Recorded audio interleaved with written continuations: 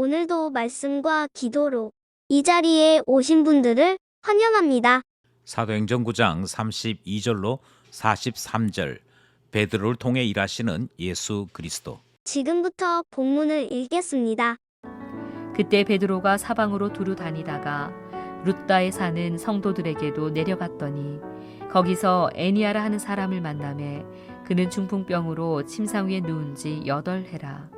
베드로가 이르되 애니아야, 예수 그리스도께서 너를 낫게 하시니 일어나 내 자리를 정돈하라 한데 곧 일어나니 룻다와 사론에 사는 사람들이 다 그를 보고 주께로 돌아오니라.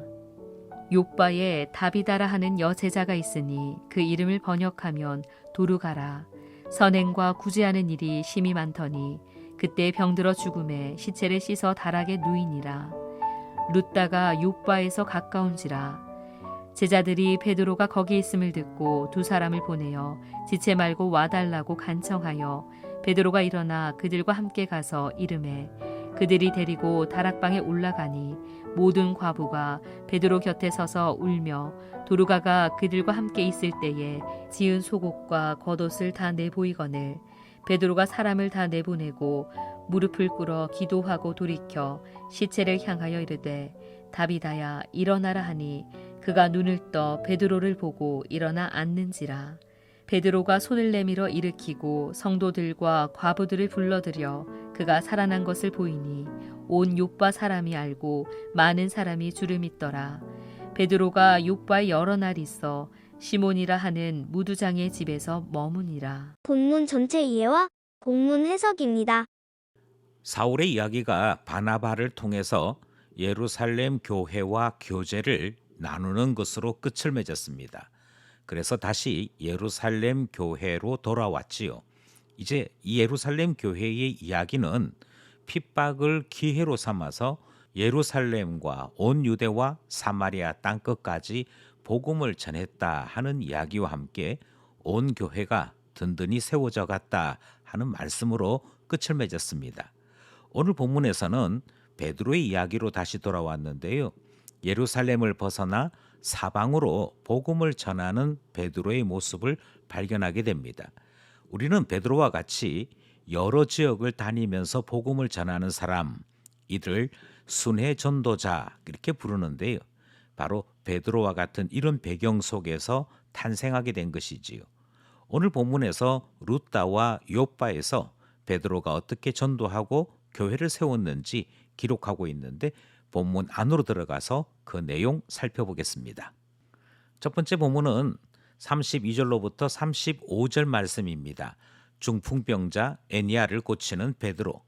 사도 베드로는 예루살렘을 떠나서 예루살렘의 북서쪽에 위치한 룻다라고 하는 곳에 도착하게 됩니다. 룻다에 살고 있는 성도들은 대단한 성도들이 아니었습니다. 경제적으로나 건강으로나 내세울 것이 없는 그런 기도의 제목들이 많은 신자들이 모여 있었지요. 그 가운데 대표적으로 애니아가 소개되는데 침상에 누운 지 8년이라 그렇게 소개하고 있습니다. 침상에 누운 지 8년이란 말은 애니아가 복음을 받아들이고 난 이후에 큰 역할을 했다 이렇게 볼 수 없는 기간이 되는 것이지요. 그럼에도 불구하고 베드로는 예수님께서 너를 낫게 하시기를 원한다 하는 선포와 함께 치유를 행하게 되지요. 그리고 이 애니아가 베드로를 통하여 주님의 치유를 경험하게 되었을 때 이 일이 룻다와 사론에 있는 사람들에게 전파되었고 이로 말미암아 복음으로 초청하는 계기, 많은 사람들이 예수님을 믿게 되는 계기가 되었다 하는 말씀이 첫 번째 문단의 내용인 것이지요. 우리는 중풍병자 애니아도 얼마든지 복음 전할 수 있는 것을 확인하게 됩니다. 때로 병이 들거나 경제적으로 어려우면 내가 아무 가치가 없다, 아무런 일도 할 수 없다, 스스로 절망하고 좌절하는 경우를 보는데요. 오늘 첫 번째 문단이 우리에게 가르치고 있는 바는 아픈 것도 주의 영광을 위해서 쓰임 받을 수 있고 연약한 것도 주님께서 쓰시고자 하시면 주의 영광 드러낼 수 있음을 보이고 있는 것이지요. 애니아를 통하여 룻다와 사론의 복음이 전파되더라. 첫 번째 문단 살펴보았습니다. 둘째 문단은 36절로부터 43절입니다. 죽은 다비다를 살리는 베드로. 루타 가까운 요빠라고 하는 곳이 있는데요. 이 요빠라고 하는 곳에 다비다 또는 도르가라고 하는 이름을 가진 신자가 있었습니다. 참고로 요빠는 요나와 관련이 있습니다. 그가 물고기 뱃속에서 3일 머무게 되는데요.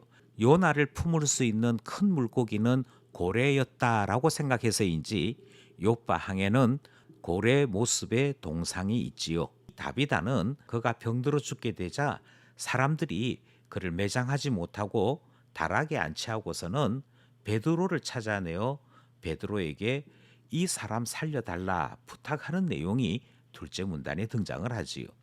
왜 다비다를 살려달라 하느냐 하는 것에 있어서 다비다는 선행으로 이미 많은 사람들에게 복음을 전파했더랬습니다.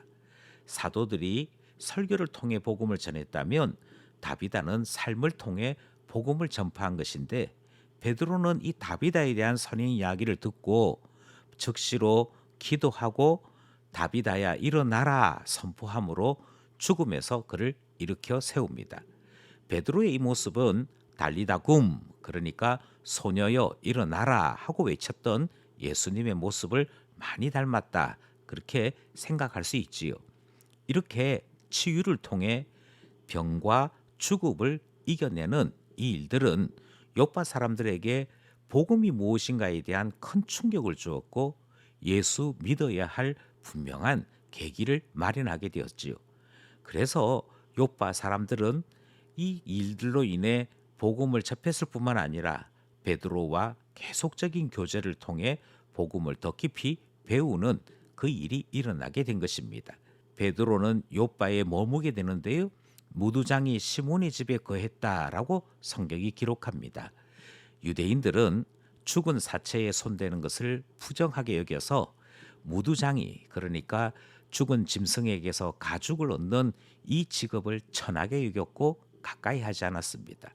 하지만 주의 종 베드로는 세상 사람들이 두려워하거나 유대인들이 율법에 갇혀 두려워했던 그 모든 두려움에서 벗어나 당당히 무두장이 시몬의 집에 거하면서 그곳에서 복음을 전하고 교회를 세우며 성도의 교제를 이어나가는 것 보게 되는 것이지요.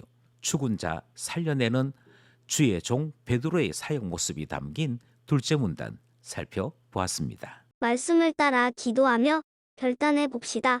첫 번째 기도 제목은 중풍병도 하나님의 영광을 위해 사용될 수 있는 것을 살펴보았습니다. 우리의 강함이 복음이 아니지요. 하나님의 강함, 하나님의 능력이 복음이고 우리의 연약함이 하나님의 강함을 보여주는 바탕이 된다 하는 점을 기억하면서 우리의 연약함마저도 주님께 맡기는 믿음, 주님이 사용하실 것이라는 이 믿음 달라 기도하게 되는 것입니다. 둘째 기도 제목은요. 여제자 다비다는 선행으로 복음을 전했습니다.